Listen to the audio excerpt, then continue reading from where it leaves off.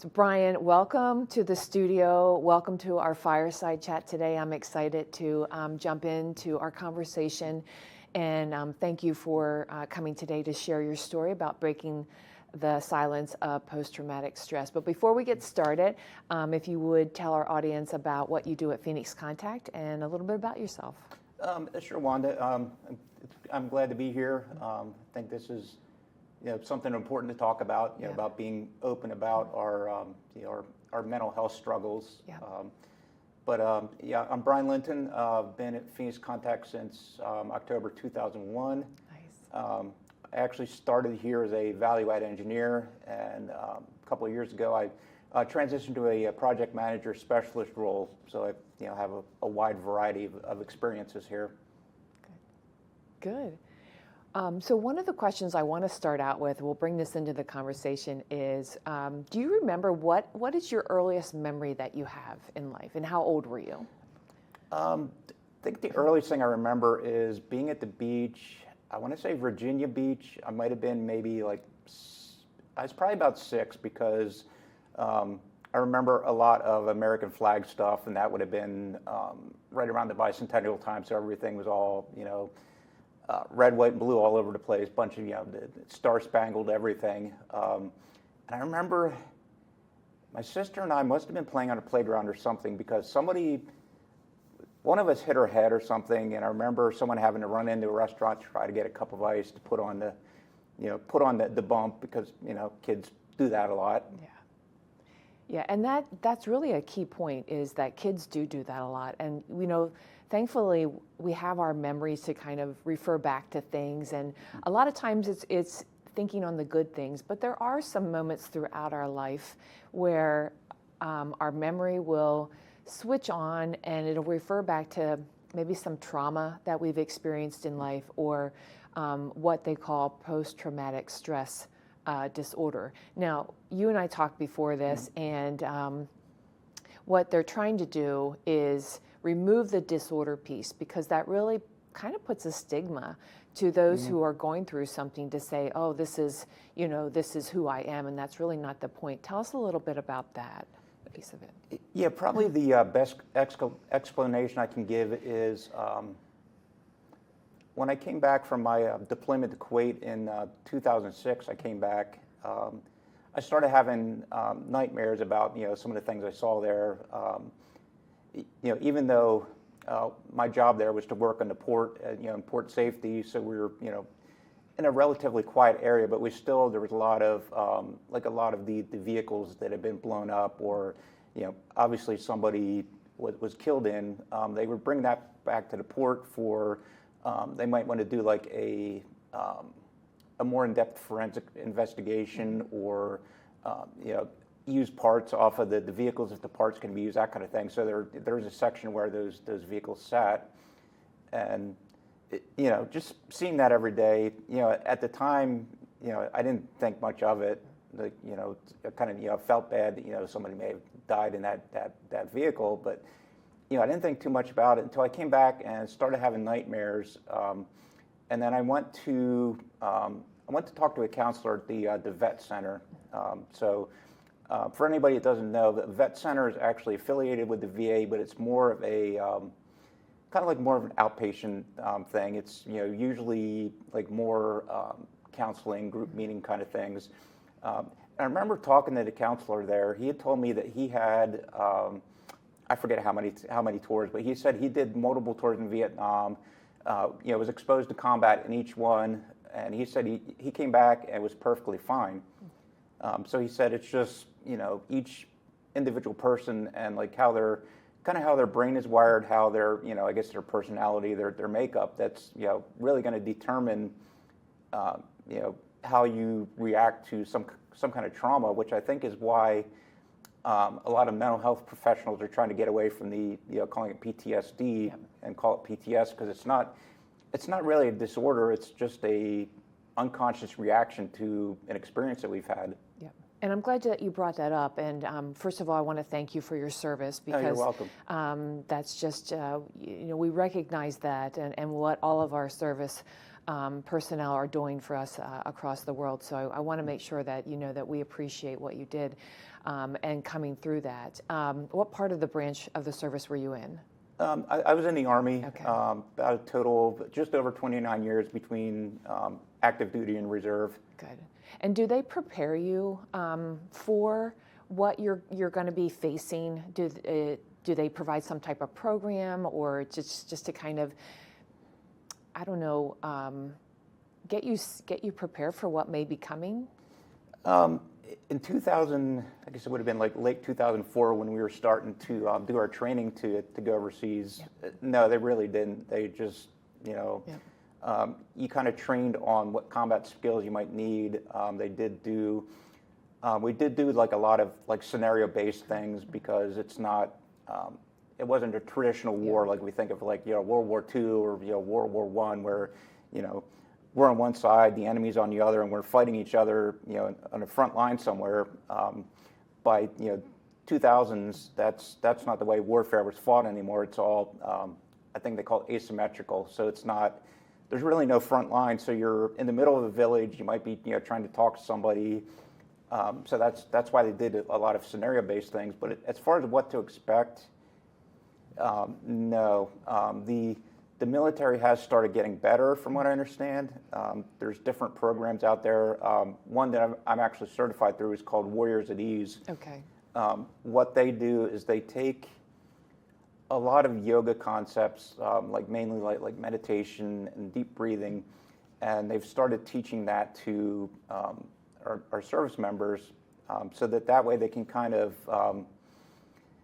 if they find themselves getting in a situation where they're like really, their stress level's really up, they really can't focus, that teaches you to kind of center yourself, do some deep breathing, do some meditation, and really kind of bring your focus back in, because it's hard enough with all the activity going on around, and you have to basically be watching everybody, because you really don't know who the enemy could be. Yeah. So it's good to stay grounded, stay focused, be able to kind of self-soothe and calm yourself down. Yeah.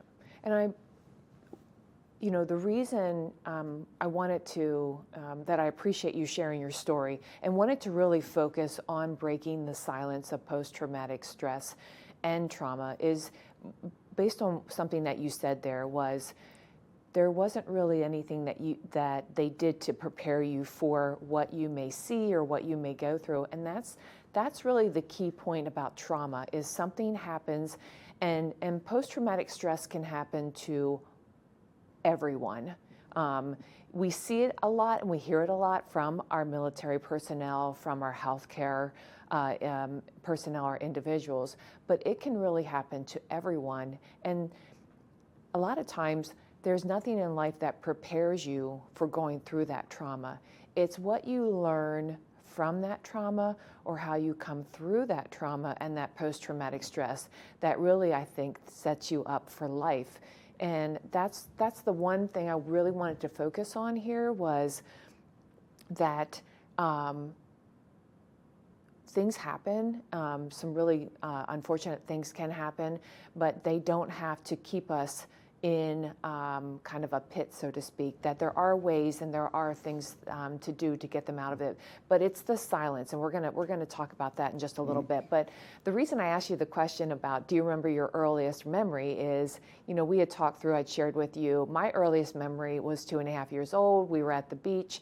I actually almost drowned. My sister let me go. It's a family story that we still bring up and laugh about today.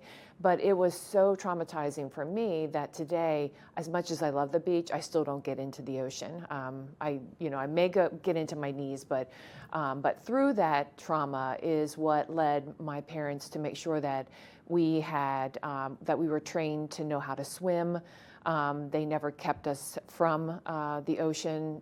They really just tried to say, okay, look at it from a different perspective. And I think that's where we as a society as a whole have really got to really tap in and get better at looking at trauma and stress through a different lens, through a different perspective, so that we can help people become the best that is meant to be for them.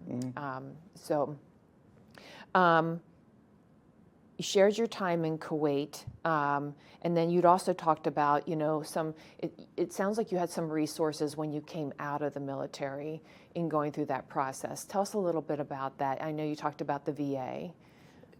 Yeah, I spent some time with a VA counselor. Yeah. I also was seeing a civilian therapist at the time too, because in addition to the PTS, I was also dealing with clinical depression. Yeah.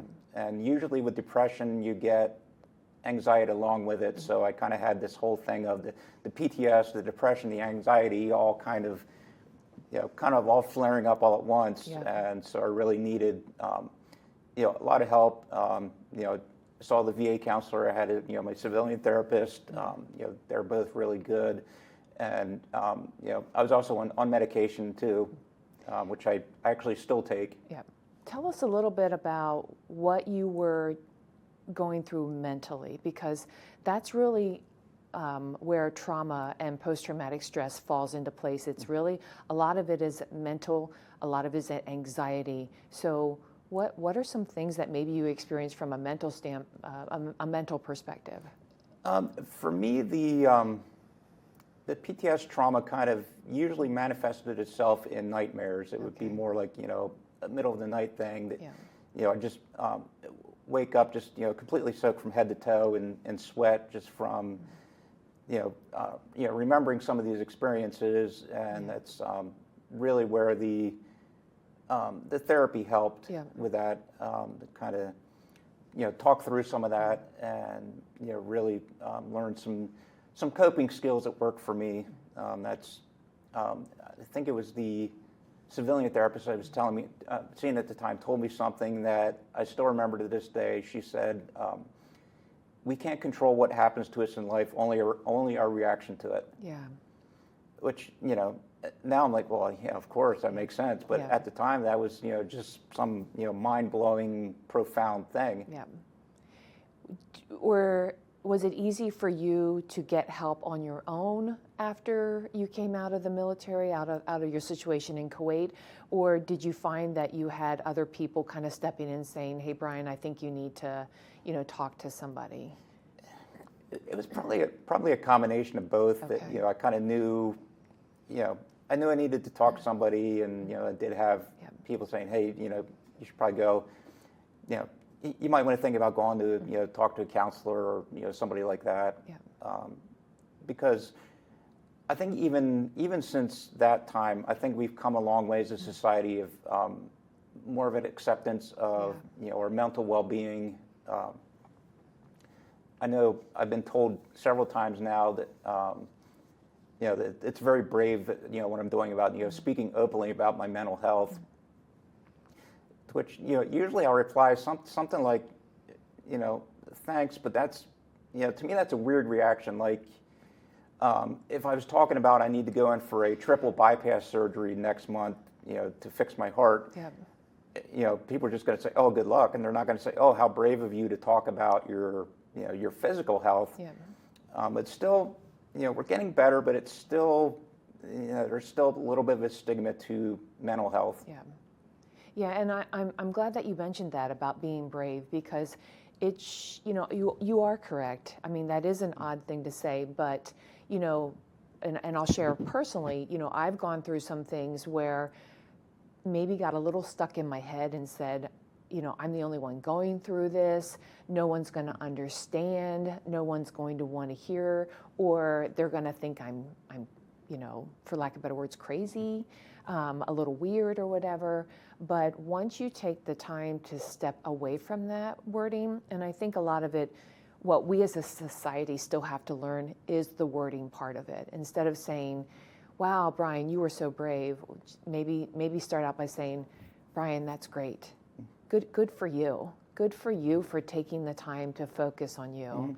Mm-hmm. And just that one little word, kind of moving and switching around can make such a huge difference in what people are going through from a trauma perspective. Because you're right, it doesn't just happen. Like, we don't go through something and then automatically, for whatever reason, we deal with it, we move on, we get going. Sometimes, people are dealing and struggling with events that have happened 10, 20, 30 plus years ago. And for whatever reason, a trigger might happen, or somebody might say something, or something happens in their lives, or something that happens in the world, and they say, oh, that's right, I went through that. And now all of a sudden their brain is telling them, you need to deal with this. So yeah. So that's a good point to bring up. So we had talked about prior to the fireside chat about being more open in our mental health conversations, and you had shared a story about having a conversation with your dad. Tell us a little bit about that. Yeah, he was actually one of the first people that when I told him some of the things that what's going on, and seeing the therapist and the VA counselor. He's probably one of the first people to tell me that it's kind of it's brave of me to talk about that, which I don't see it as being brave. I just see it as being open and honest. But I do know a lot of the older generations really didn't talk about things like that. Like a lot of the World War II vets would go overseas. They'd do their time. They'd come home. And they really wouldn't talk about what went on. Yeah. A lot of them probably just ended up abusing alcohol and other other unhealthy ways of coping with it, because they didn't talk about it with anybody. Yeah, and I think that speaks for a lot of the generation ahead of us. My parents, your parents, it wasn't talked about. My mom stayed silent. She had gone through some pretty traumatic experiences as a child growing up, which we had not heard about from her directly. We heard about it from other family members, but you didn't talk about that stuff. You basically kind of put your head down in the sand, so to speak, and get on with life and keep moving. And like you said, unfortunately, some people can't live through that. They feel like they're all by themselves. So it's not right. In the communities that we live in today, we should be able to share how we feel and talk about it and not be judged, but also making sure that we're talking to people that we trust, that are going to use that or take that information in the best interest for us as individuals and not use it in a different way. So I think that is really a key point that hopefully in this conversation today, maybe we can help some of those who are younger than us understand the importance of your mental health and taking care of yourself and finding somebody that you can open up to and talk about. So yeah, definitely. And something I've been lucky, like any therapist I went to go see, right away I had a connection with them. But I have talked to other people that have gone through therapy, and they said, well, I don't think my therapist is working. I'm like, well, try someone else. Yeah. You don't, just because you pick a therapist because they're in your health insurance network or they're close to your house. If you go and you talk to them and you don't feel like you have a connection with them, find someone else. It might, some people might take, a couple different therapists to go through till they find the one that works for them. Yeah, and we're seeing that slowly from a society level. I mean, we're seeing those moments where people, from the safe havens for babies at the hospitals, the no judgment zones, those type of things. So we're slowly starting to see that open up, but I think it needs to be addressed even bigger. And you had mentioned something in one of our previous talks is, why are we so open to talk about our physical health, but we're not open to talk about our mental health? Yeah, that's a interesting question. I guess because there still is a lot of stigma behind mental health. I know from my experience in the military, I talked to a lot of my fellow soldiers that clearly should probably go talk to somebody, and they just refuse to do it. I don't know if it's a tough guy thing, or I know with the military and police especially, they're worried that they won't be able to do their job, that they won't be able to handle a firearm, that kind of thing. Yeah. So there's still a lot of stigma behind having the freedom to open up and getting the help and support. I think there is in a lot of especially a lot of different sub-communities within the bigger community. It could be more of an issue, but to me, I'd rather go go talk to somebody and get something out versus let it fester and just kind of explode one day. Yeah, and I think that's something that hopefully as a society, that's where we need to lean into, is how can we provide that help and support without having someone feel like, if I open up, I'm done. Like, I'm not going to be, nobody's going to, want to work with me moving forward, or that type of thing. So definitely a lot of area of improvement there. One of the things about trauma and post-traumatic stress is getting involved and getting kind of helping your mind not only get through that trauma, but getting to the other side. And one of the ways that you have found that is through movement. So you're a yoga instructor and a Pilates instructor. So tell us a little bit about that. And then you also are connected with the a Warrior program too for movement. So tell us a little bit about that. Yeah, I find for me, my yoga experience is more. I enjoy the more of the meditation, the breathing. I'm not. You're never going to see me like my leg up behind my head, like some of the Instagram Me neither. yoga models. To me that's not yoga. That's stretching or posing. I like the meditation, more of the breathing, and when I say about meditation, a lot of people kind of have a misconception about what meditation is. I know when I first started doing my yoga training, I kind of had that misconception too. Like, I was pictured someone with some kind of maybe a robe or something sitting up on a mountain, cross-legged, chanting Om. To me, that was meditation. And then I learned, well, no, meditation can be even walking through the woods. But it means walking through the woods. No headphones. Not scrolling through your phone. It kind of means more, like more of a mindful experience. Getting rid of the distractions. Yeah, kind of, back to nature. Just focus on one thing, not having your music in, scrolling on your phone, and not seeing anything. It's to me, meditation is kind of more, just getting in touch with your environment. I mean, can it just be sitting still? Sure. It depends on what I feel I need at the time. If I just need to sit still for a few minutes and just stare out into space, I'll do that. And then as far as more of the movement, especially with the Pilates, I find that's a really good. It's an all body exercise. It's not like you're just working one area. It's you get everything, and it's a very Pilates is also more of a very mindful movement style. Yeah, and it's leaning into talking about through the meditation piece, which is not everyone's thing, but also getting connected with what you enjoy and what you love, and that can be the hobbies. That can be whether it's getting out in a boat and going sailing or going to the beach. I mean, I love the beach. The beach is my time to be quiet and to get outside. I love the outdoors. So it doesn't necessarily have to be, like you said, in where you're kind of in that your feet are legs are crossed, that type of thing. But really getting into something that you can connect with, that kind of gives your brain something else to think about as you're working through sometimes all that life throws at you. So sometimes life can definitely be a lot, and we just need to take a few minutes here and there and just kind of unplug from everything and just relax and then kind of pay more attention to what's going on around us. Your life isn't problem free, right? Just because you've been through all that you've been through, through the military, through Kuwait, you probably still experience things throughout your day, correct?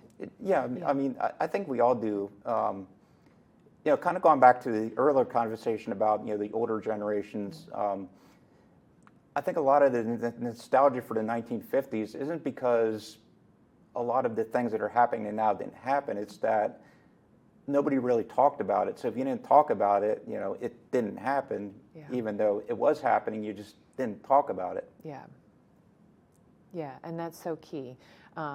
but it's setting yourself up for success for, obviously encouraging everyone to live their best life today. Tomorrow is never promised to us, but if tomorrow comes and tomorrow brings its own rain clouds and shadows, knowing that you're now building yourself up so that you can make it and be able to walk through and see the sun, at the end of the day, because the sun's always shining. But Yeah, it is. I mean, Yeah. it might be, behind the clouds, but the sun's shining. Yeah.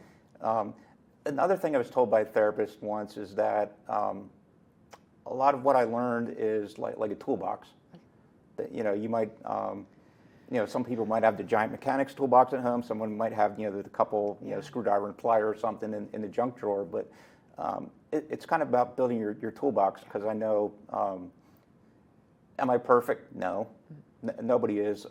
But I've gotten a lot better about noticing when I'm feeling out of sorts or down, before it becomes a crisis. That another thing I was told is it's okay to not be okay once in a while. Yeah. Because life is not always perfect. We all have its struggles and challenges. But with the toolbox that I've built over the years, from the different therapies I've gone through, it kind of gives me a better chance to kind of catch myself when I'm feeling down. Like a day or two, okay, that's life. When it's kind of 3, 4, 5 days a week of not feeling right, that's that's when it might be an issue. But with the toolbox, I really haven't got to that point in years. I know, going back to the Pilates, one of the things a lot of the instructors tell you, relax your shoulders, because shoulders want to come up and meet the ears. So I know when I start feeling like that tension in my shoulders, or for me it kind of manifests like in my low back. I feel tension in my low back. I'm like, okay, I'm stressed out about something here. Need to take a little more time. What am I stressed out about? Is it a problem, or is it not a problem? Is it something that I'm just overthinking? I kind of go through this whole list of things, and usually, after a few hours or maybe a day, it kind of, I guess for lack of a better term, I get talking myself off the ledge. I notice, the stress and tension in the back start going away. The shoulders come back down. Yeah. So it's kind of figuring out what works for you. Yeah, I'm glad you said that. I love the toolbox wording, and that's one of the reasons why Phoenix Contact went with, we partnered with Lyra Health for our mental health provider to give the employees and their families options to put in their toolbox. So it may be a therapist, it may be a coach, it may be a workshop, or just getting onto their platform and participating in one of their on-demand classes, things like that. But to give the employees options, because some people are not comfortable with a therapist. As we talked before, some people just don't want to talk, and that's fine. Some people, a lot of the employees, I was talking with an employee the other week, she has really connected with her coach. And so once a month, they set up a meeting, they connect, she connects with her coach, she goes over what she's experienced, what she's done, and then that has given her the opportunity to move forward until they meet again. So, so all of those, what works for somebody is going to work differently for somebody else. So having those options available and really leaning into what connects to you. So I love the toolbox, and really building that up and getting an understanding of what works for me. And sometimes that's just sitting down saying, okay, when I'm not at my happiest, when I'm sad, what helps me get back to my happy point? And a lot of times it's connecting with other people. I'm speaking for myself personally, but for other people, it might be a hobby. It might be, just maybe taking a day off. I don't think we do that enough either. We don't just take a day off to say, you know what, I just need some time to myself, or to do something that I enjoy. It's actually, I think that's something we're lucky here at Phoenix Contact, that I think most most supervisors here are pretty good about, if you just say, hey, I want to take a personal day, they're just going to let you take a personal day. You don't need to explain it. You don't need to, come up with an excuse. It's just, with the culture here, we're pretty fortunate. We could just, say, hey, I'm taking a personal day. Yeah, I would agree with that too. We also talked, I wanted to bring this up because I loved how you worded it, but you talked about toxic positivity. And that was like, the fact that, that I think there's a persona out there that we should be happy all the time. And to your point, what you said is sometimes it's okay not to be okay. But it's making sure that when you're not okay, that you are taking care of yourself. And like I said, whether that's a day off or whether that's, connecting with a coach, a therapist, a pastor, a community, a friend, but just making sure that you're doing whatever is possible to take care of you. Because there's something, especially within the yoga world, of this whole idea that you're just supposed to be, ridiculously happy all the time. Like, that you can get those signs for a while that say like, live, love, laugh, or something like that. Yeah. Sure, that's what you should be doing, but that's not. If you're just ridiculously happy all the time, there's probably something wrong there too, because that's just not normal. You're obviously not dealing with something, or I don't know, maybe people are just that fortunate that they have absolutely nothing that goes wrong in their life. Yeah. But eventually something is going to go wrong. Yeah. Or you're going to question something. I just recently had a conversation with another coworker who shared about they weren't sure if they were making a difference in what they were doing. And I said, let me reassure you that you are making a difference. Sometimes it doesn't always feel that way because of maybe the pressure that we put on ourselves, or if we're not meeting certain expectations or deadlines. But again, leaning into those conversations with other people to say, maybe a check-in, how am I doing? Or what does this look like? Or what can I do? Or that type of thing. So I think that's a great focus. And I know you've mentioned that you have used Lyra Health. We also have some nurse practitioners on site at our on-site clinic. How have they helped you through what you're going through or what you've gone through? I know the nurse practitioners have all been fantastic. I had a lot of personal stuff that I dealt with last year. That Mary Ellen was great with it. That she was since we worked together for so long, she kind of knew me very well, and kind of knew a lot of my story. So it wasn't just like going to a regular doctor for like your checkup for your medication. Is more it was almost it could almost be like a therapy session. Yeah. So they're great. I've been working with Missy. She's been wonderful so far. She's very very receptive, very ask a lot of good questions. And then I've used Lyra. What I liked about Lyra was when you first go in and you do your intake form, they'll ask you kind of some basic question about what's going on. What do you want? Do you need counseling? Do you want a coach, or you're not sure? It just asks like a bunch of questions you go through, and then you can like pick different therapists, and they'll list like what their specialty is. So that's kind of important too. That if you're looking for like a coach or a counselor or a therapist, make sure you're picking somebody that's familiar with what you might be trying to go through. Yeah. And the other thing that's nice about Lyra is I know some people don't like to go to like a building and walk in when they know it's a psychologist's office or a therapist's office. They're afraid somebody might see them going in.